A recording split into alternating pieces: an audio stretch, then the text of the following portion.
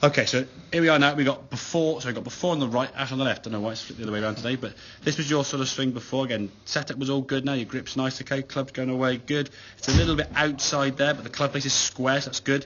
Top of the backswing, we're good here now. It's now that transition from here, okay, and as the club starts coming down, and we've hinged at the wrist, we've bent the elbow, and we've pivoted.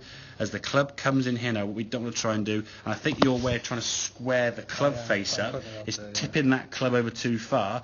So now the club, when it gets down sort of level with your hands, as you can see, is outside here. And then the more speed you put into it and the longer the club gets, the more out here that club gets. Hence why a driver, the club's now further outside, so it's going to get more and more bend and slice. Okay, this one here now, same good backswing, okay. Club looks a little bit to me lower going, mate. If we look at that takeaway, when I say lower, it looks like where your hands are there.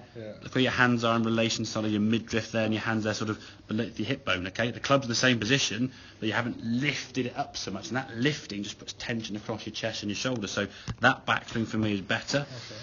Then the top of the backswing, again, good position, left wrist now, and the club face nice in line. Club as he starts coming back down now, that club looks to be sort of staying a bit more behind the hands as you get to here.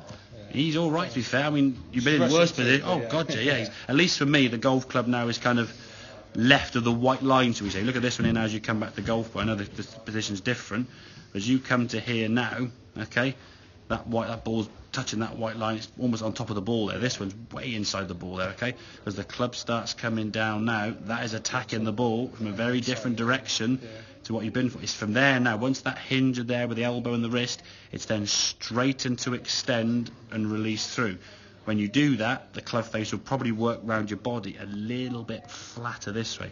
What we want to try and do when we swing this golf club, okay, as you swing the golf club back on that green line angle, that's basically the sort of shaft angle. I go from here through there. As you swing back, the club's kind of on line with that green line.